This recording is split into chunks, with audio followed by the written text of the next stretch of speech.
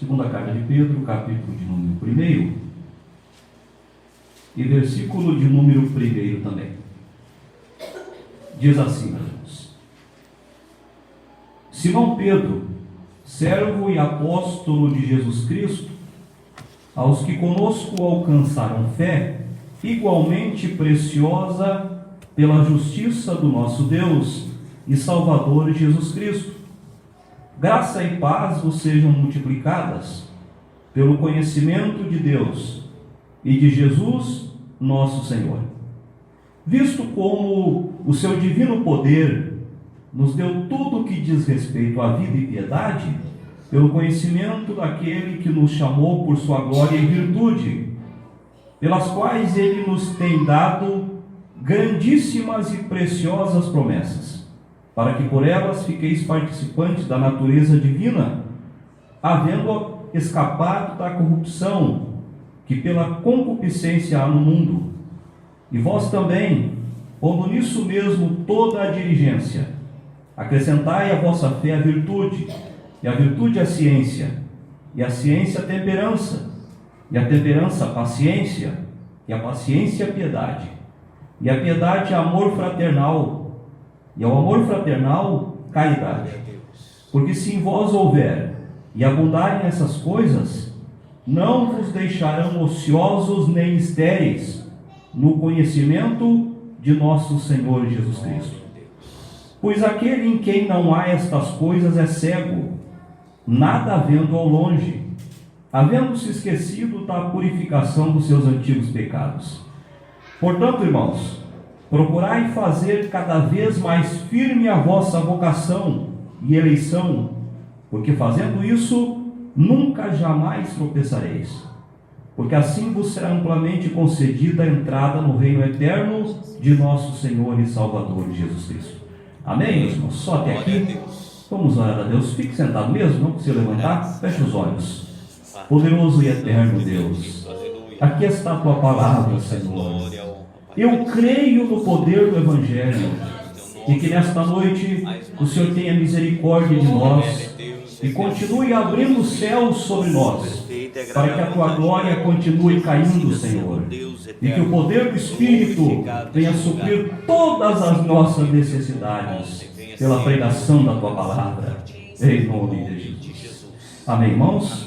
Pode ficar sentado com alegria, escutando a palavra de Deus, mantenha a tua Bíblia aberta, para que nós possamos aprender juntos com o Espírito de Deus. Meus irmãos, eu particularmente acho muito proveitosa esta segunda carta do apóstolo Pedro, assim como toda a Escritura. Mas o apóstolo Pedro tinha uma maneira singular de escrever as suas cartas. Uma revelação que, quando nós lemos as suas cartas, numa análise mais superficial, nós não conseguimos absorver. Mas ele era um homem cheio da sabedoria de Deus para ensinar a igreja de Jesus Cristo.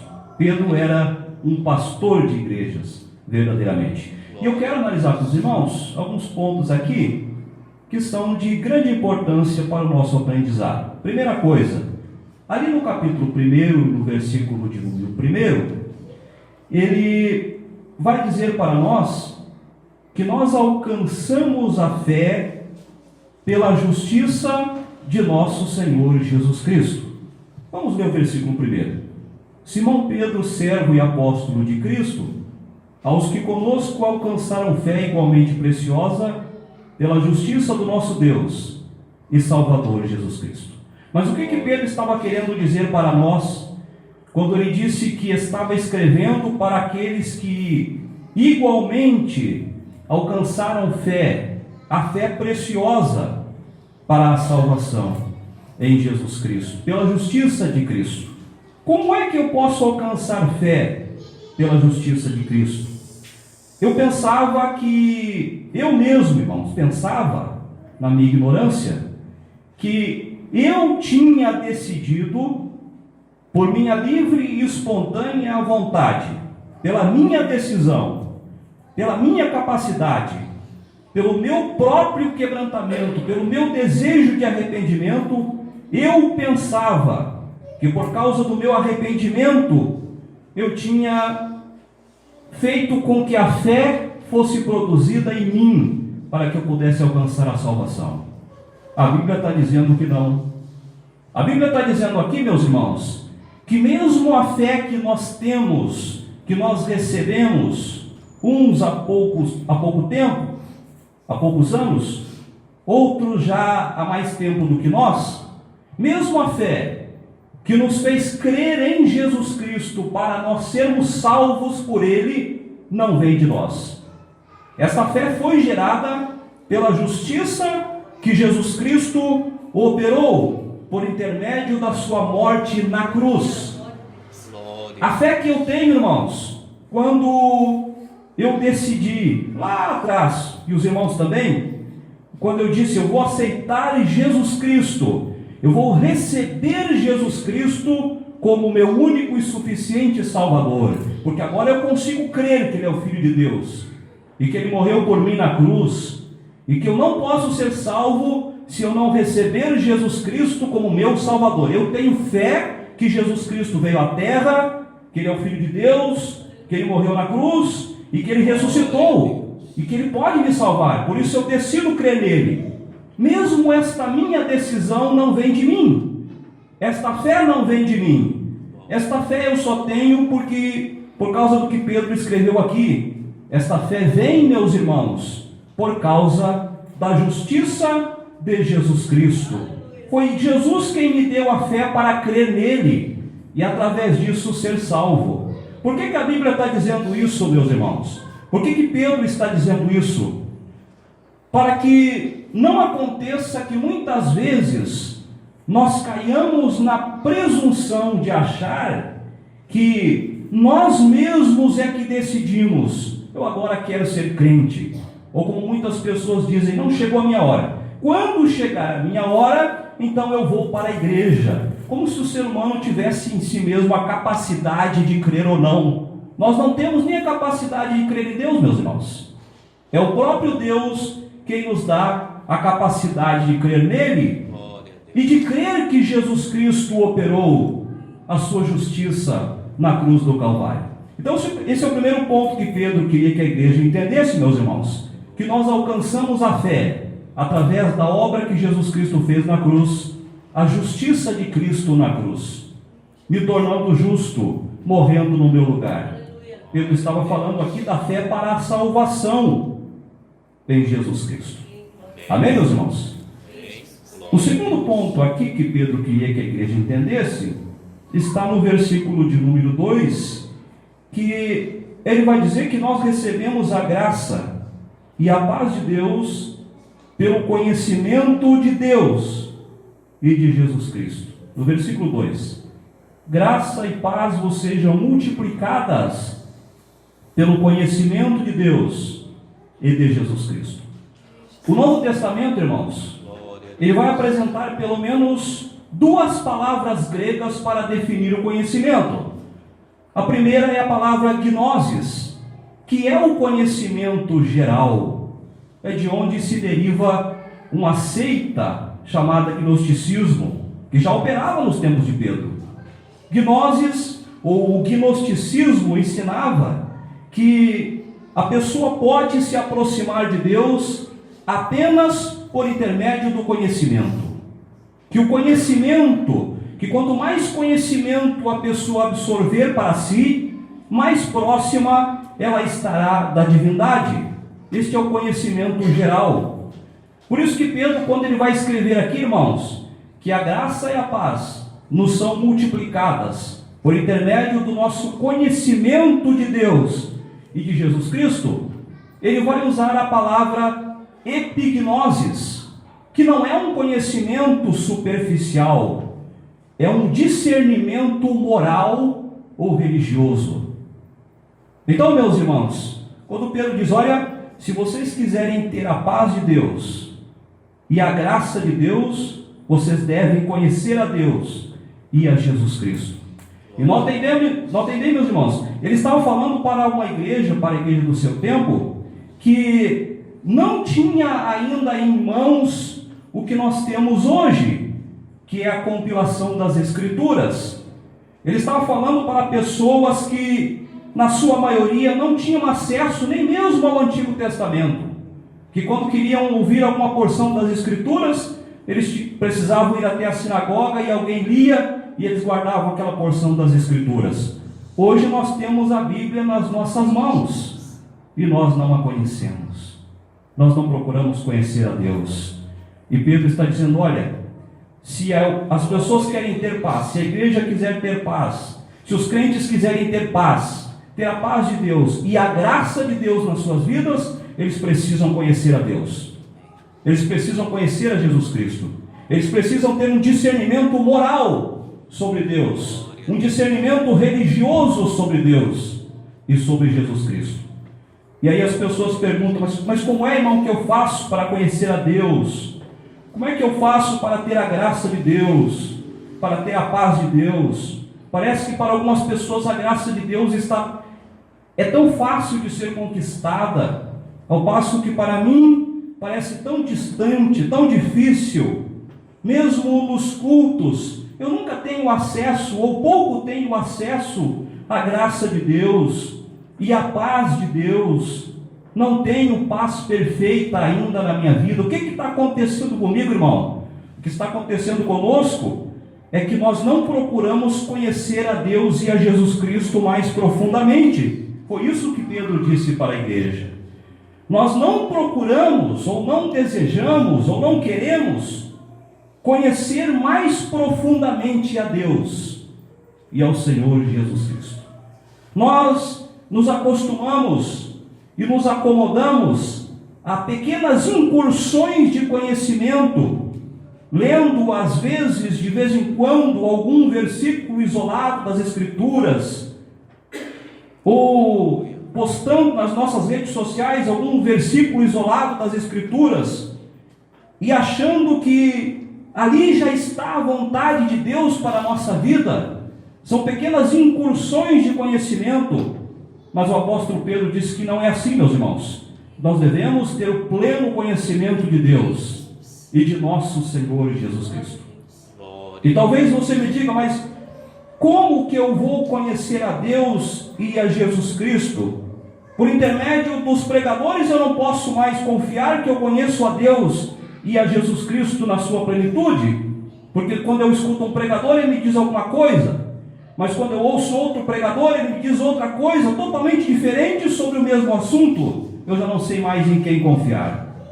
Está aqui, meus irmãos, a palavra do nosso Deus, por intermédio das Escrituras Sagradas, por intermédio da Bíblia. Nós não somos como a igreja do tempo de Pedro, que ele já estava exigindo da igreja que eles conhecessem a Deus e a Jesus Cristo, mesmo que eles não tivessem ainda as Escrituras ao alcance das suas mãos. E Pedro disse: vocês precisam conhecer a Deus e a Jesus Cristo. Muito mais ele exigiria de nós, se ele vivesse no nosso tempo, sabendo que nós temos acesso, meus irmãos, à palavra de Deus escrita, a Bíblia Sagrada. Eu dou conselho nesta noite para os irmãos, e eu tenho certeza absoluta, como pregador do Evangelho, que mesmo o apóstolo Pedro faria a mesma coisa, daria o mesmo conselho. Vamos procurar conhecer mais a Deus e a Jesus Cristo, lendo mais a Bíblia, meus irmãos, examinando mais a Bíblia. Eu acho que a última desculpa que nós poderíamos dar para não ler mais a Bíblia, para não aumentar o nosso tempo de leitura bíblica, é que nós não temos tempo. Não é verdade. Não é verdade, meus irmãos. Às vezes a gente diz que eu não tenho tempo de ler a Bíblia. Não é verdade. Deveria ser a última desculpa. Nós temos tempo, sim. Temos tempo. Porque eu poderia cortar alguma coisa, alguma atividade do meu dia a dia que é de menos importância. E eu pergunto para os irmãos: poderia haver alguma coisa mais importante do que eu conhecer a Deus? Do que eu me aproximar de Deus? Do que eu decidir por mim mesmo, dizendo: não, eu não quero mais a minha vida assim, eu quero conhecer a Deus, eu quero me aproximar de Jesus Cristo. Não existe, meus irmãos, nada mais importante do que nós nos aproximarmos de Deus. Porque a Bíblia diz que se nós fizermos isso como recompensa, nós teremos paz. Amém. E nós teremos a graça de Deus multiplicada sobre a nossa vida. Não haverá sequidão nas nossas vidas. Não haverá turbulências no nosso coração. As tribulações e as angústias da vida e as lutas da vida ficarão no nosso exterior, mas elas não terão poder sobre nós.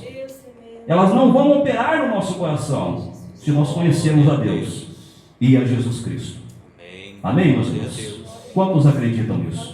Então vamos nos esforçar para nós lermos mais a Bíblia, para nós ler mais a palavra de Deus.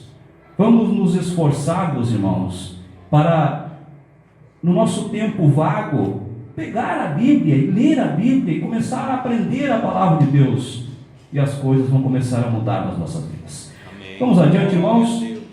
O terceiro ponto que Pedro queria que a igreja soubesse está no capítulo 1, versículo 3 ao versículo de número 7. E o desejo de Deus é que nós cresçamos espiritualmente, até que cheguemos ao perfeito amor. Por que eu estou dizendo isso? Porque Pedro escreveu aqui, no versículo de número 3 em diante, que quando nós decidimos conhecer a Deus, quando nós decidimos nos aproximar de Deus, então Pedro disse que nós escapamos da corrupção do mundo e recebemos em nós a natureza divina. E recebendo em nós a natureza divina, agora nós temos um compromisso de crescimento.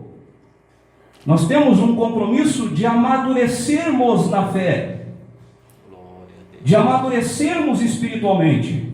E a exigência da palavra de Deus é tão grande para mim, é tão grande para nós, que Deus ordena na sua palavra que eu chegue à estatura de varão perfeito, que eu chegue à estatura de Cristo. Essa é a exigência de Deus para nós.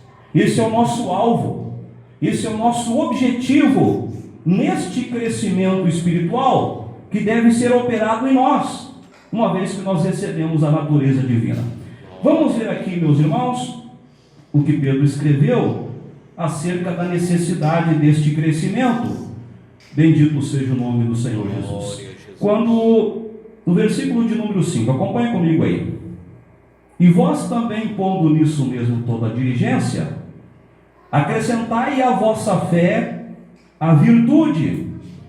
Primeiro eu creio em Deus, com a fé que me foi concedida pelo próprio Deus, para que eu creia em Jesus Cristo e seja justificado pela justiça de Jesus Cristo. Mas eu não posso ficar apenas na fé. Se eu ficar apenas na fé, eu serei um crente sem fruto, sem crescimento. E aí no versículo de número 5 ele continua escrevendo dizendo: acrescentai à vossa fé a virtude. Depois que eu creio, eu devo acrescentar sobre a minha fé, como próximo passo do crescimento espiritual, a virtude. Mas por que a virtude? Porque a virtude é excelência moral. A virtude, em alguns lugares aqui das Escrituras, por exemplo, no livro de Lucas, quando o Senhor Jesus foi levado pelo Espírito Santo ao deserto, e passou 40 dias no deserto, e volta do deserto, o evangelista Lucas disse que ele volta na virtude do Espírito Santo. Aqui neste contexto, virtude significa o poder de Deus, o poder sobrenatural de Deus. Ele quis dizer que Jesus estava vindo cheio do poder sobrenatural de Deus. Esta é a definição de virtude ali no livro de Lucas, no capítulo 4. Mas aqui, meus irmãos, a palavra virtude significa excelência moral. Amém, meus irmãos? Primeiro eu creio em Jesus Cristo, sou justificado por Ele, e depois eu permito que o Espírito Santo diga para mim que aquela antiga forma de vida que eu tinha já não serve mais, que aqueles desvios morais que eu cometia já não servem mais, que aquela promiscuidade que eu tinha na minha vida já não servem mais, que eu devo deixar o meu antigo modo de vida pecaminoso e agora eu devo adotar para mim a excelência moral. A virtude é quando eu permito que o Espírito Santo vá endireitando os meus caminhos tortuosos. Quantos estão entendendo isso, meus irmãos? Glória a Deus. E depois da virtude, eu devo acrescentar a ciência, conhecimento. E depois do conhecimento, a temperança. Já que eu conheço mais profundamente a Deus, agora eu devo ter domínio próprio. A temperança. Agora eu já não devo mais agir por impulso. Eu já pondero as coisas, eu paro, eu penso. Tudo que eu vou fazer passa pelo crivo da vontade de Deus na minha vida, das Escrituras. Se é a vontade de Deus eu faço, se não é, eu não faço. É a temperança, é o domínio próprio. E depois da temperança, a paciência. Porque para nós termos domínio próprio não é fácil. Mas quando eu consigo vencer, meus irmãos, isto que vai gritando dentro de mim para sair para fora, pelo domínio próprio, então eu me acalmo, por intermédio de um fruto mais poderoso ainda, a paciência. É aquele crente que o mundo pode cair na cabeça dele, e ele está em paz. Glória a Deus. Não é que ele não tenha poder para fazer o mal, ele já passou pelo domínio próprio e ele tem paciência. Ele é cheio do Espírito Santo. Glória a Deus. E depois da paciência, a piedade. E depois da piedade, o amor fraternal. Glória a Deus. Algumas traduções já mais modernas já não traduzem mais como amor fraternal, mas como fraternidade. Eu prefiro a palavra fraternidade, porque o amor fraternal não é o amor perfeito ainda. O amor fraternal é a harmonia. A fraternidade é a harmonia. A fraternidade é a convivência pacífica entre as pessoas. É a convivência pacífica entre os irmãos. A fraternidade é necessária. Nós precisamos ser pessoas fraternas. Uma pessoa fraterna é uma pessoa que convive bem com as demais pessoas. Ela é uma pessoa que agrega, é uma pessoa harmoniosa. Existe harmonia entre os crentes. Ainda não é o perfeito amor. Glória a Deus. Nós não chegamos ao perfeito crescimento que Deus deseja, porque nós conquistamos a fraternidade. Não, meus irmãos. E a fraternidade opera na igreja. A fraternidade é o sentimento que predomina na igreja, não o amor perfeito. O amor perfeito nós encontramos em poucas pessoas na igreja do século 21, neste tempo. Por quê, meus irmãos?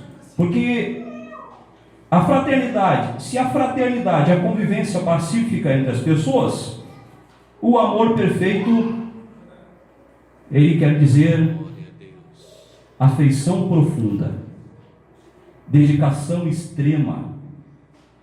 Esse é o amor perfeito. E nós lemos na Bíblia sobre amor, procuramos na Bíblia sobre amor. A Bíblia fala sobre amor, principalmente o Novo Testamento fala sobre amor, e nós pensamos, o que é o amor?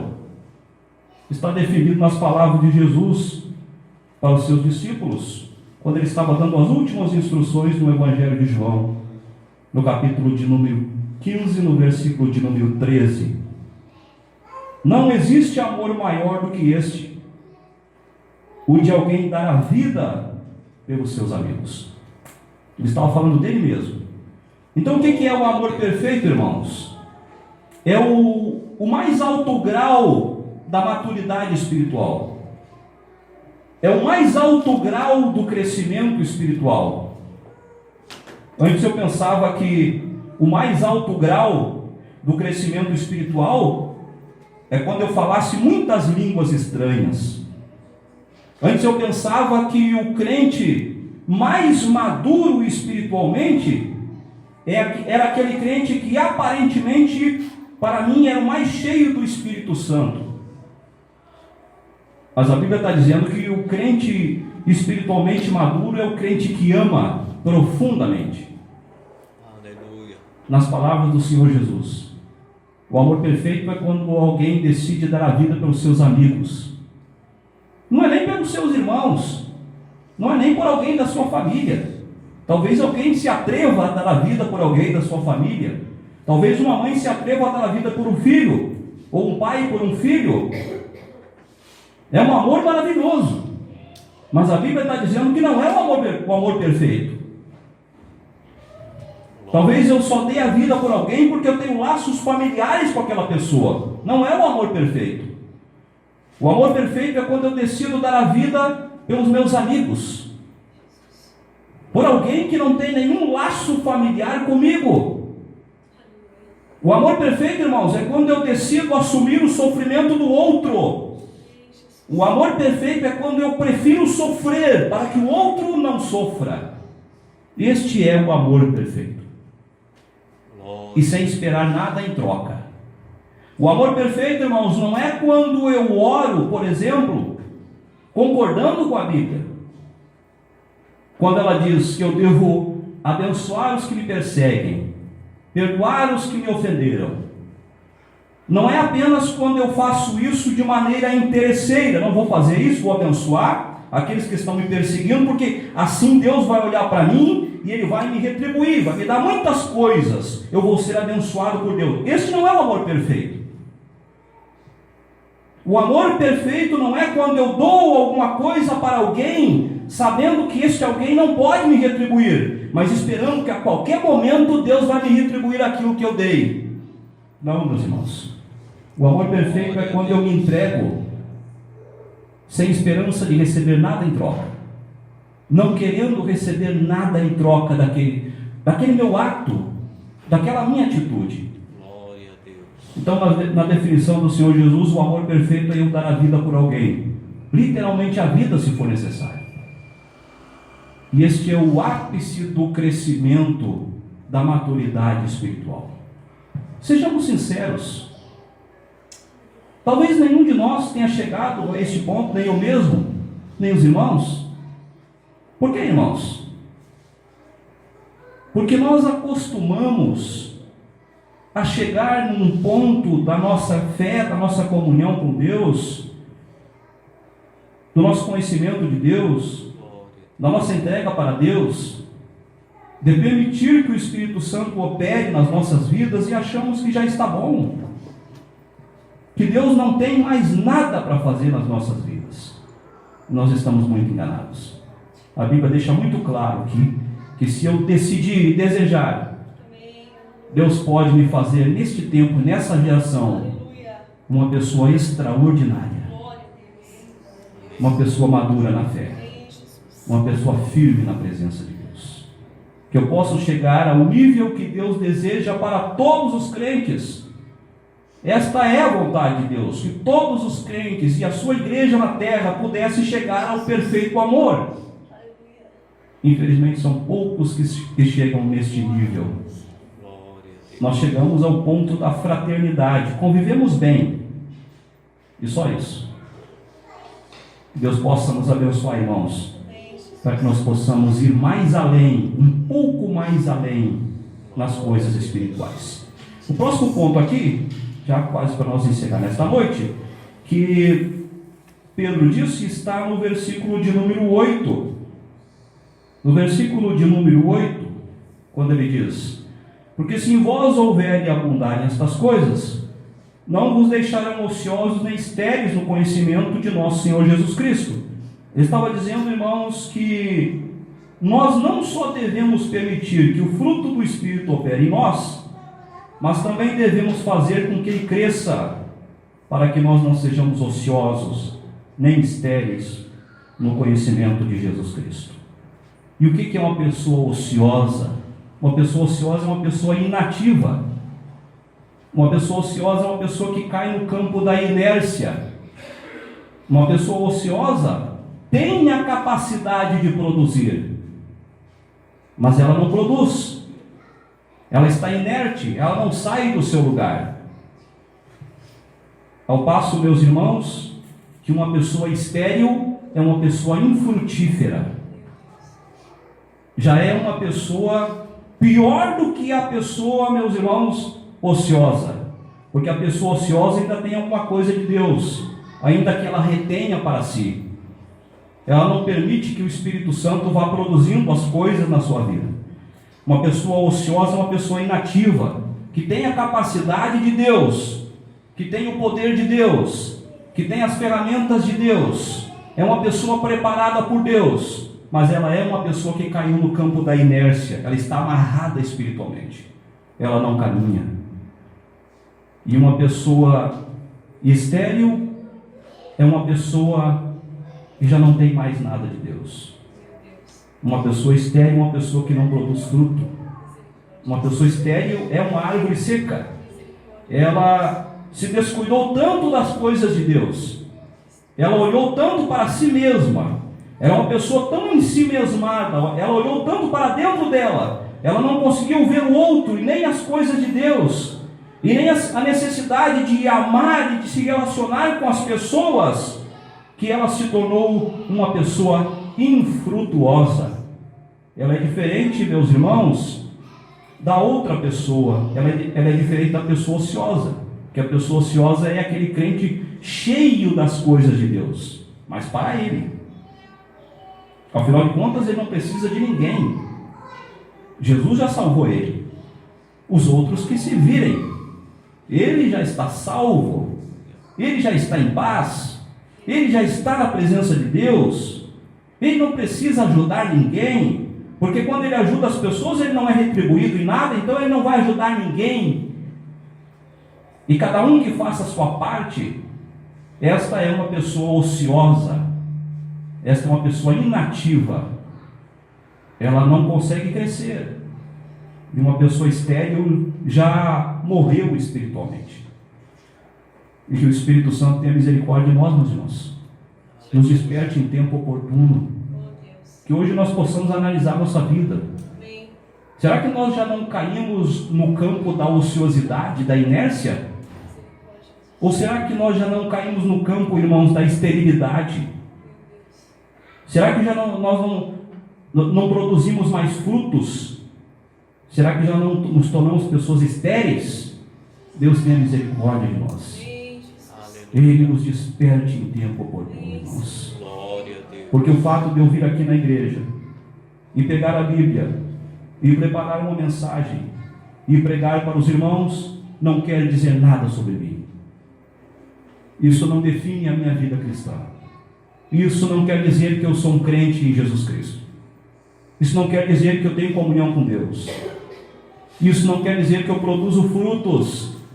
Isso não quer dizer que eu estou crescendo espiritualmente. Pode ser que eu seja ocioso, ou pode ser que eu seja estéril. Vamos tomar cuidado, irmãos, com a nossa comunhão com Deus.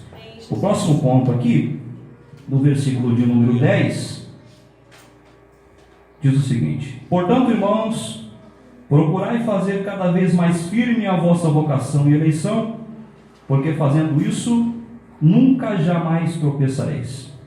Já que eu fui chamado e escolhido por Deus para ter fé em Jesus Cristo e ser salvo, eu devo permanecer firme nesta salvação, para não tropeçar. É isso que Pedro estava dizendo para a igreja.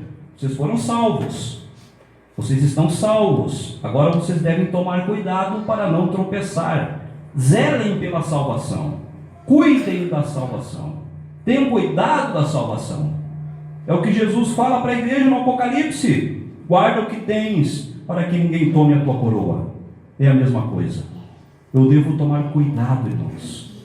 Fui salvo, estou salvo, tenho a certeza da salvação, mas se eu não tomar cuidado, o diabo vai roubar a minha salvação. E quando o diabo não roubar a minha salvação, talvez a minha imaturidade espiritual a roube. Porque muitas vezes, e na maioria das vezes, o maior problema para mim sou eu mesmo, já que nem o diabo e ninguém tem autoridade e poder para me separar do amor de Deus que está em Cristo Jesus. Só eu tenho esse poder. Se eu decidir que eu não vou permitir que o Espírito Santo opere em mim a maturidade espiritual necessária para que eu chegue à estatura de varão perfeito, para que eu chegue ao perfeito amor. E talvez alguém diga: mas irmão, por que eu não vou permitir que o Espírito Santo opere em mim a maturidade espiritual? Eu vou permitir, eu quero servir a Deus. Não é tão fácil, irmãos. Então nós permitimos que o Espírito Santo opere em nós essa maturidade espiritual. Glória a Deus. Nós precisamos anular a nossa própria vida muitas vezes.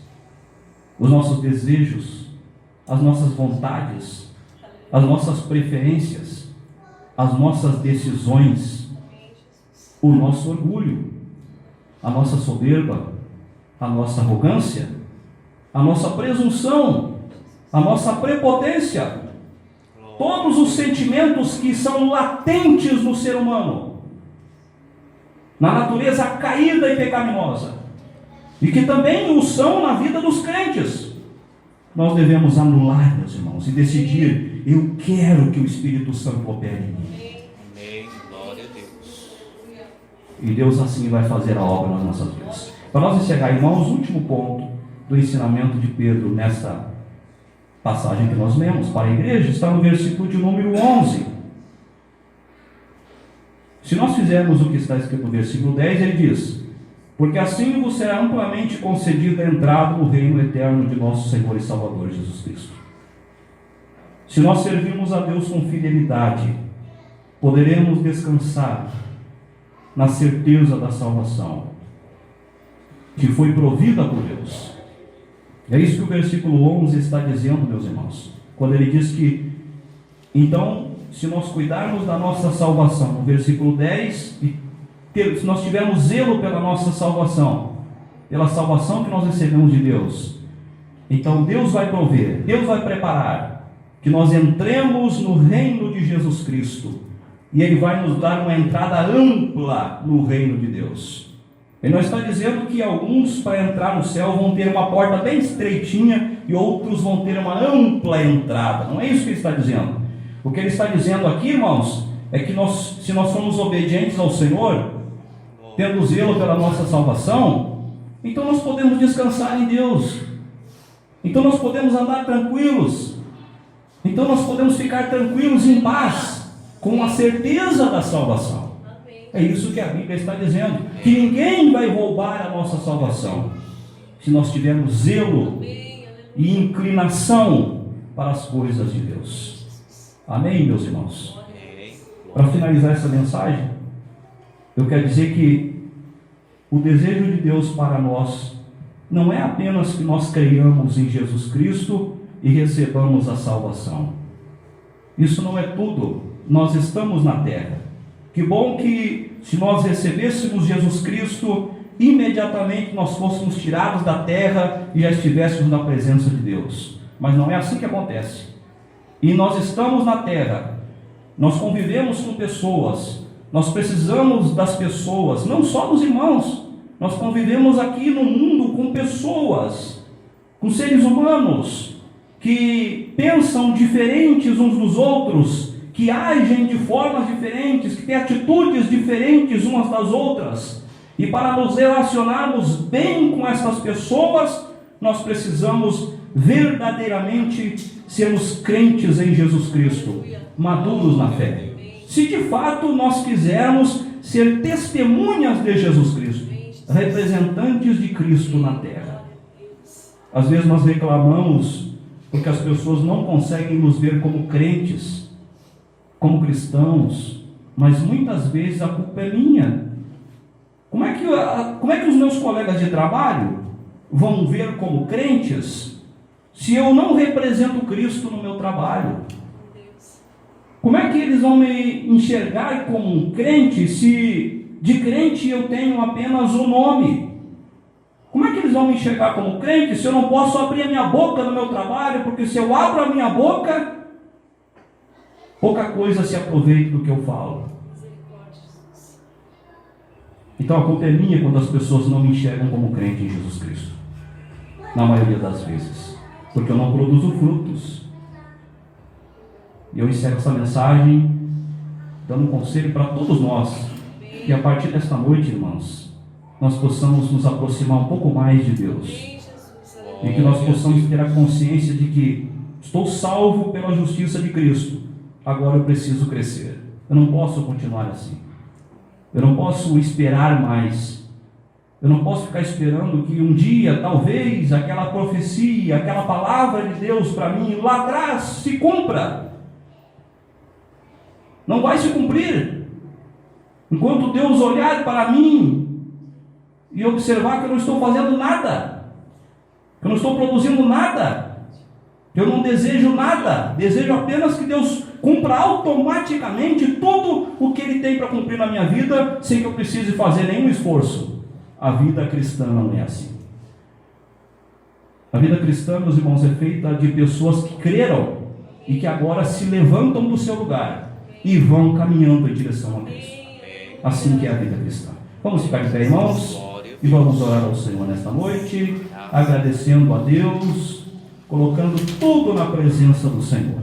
Ele é poderoso para continuar a obra que já começou nas nossas vidas. E Ele deseja fazer isso.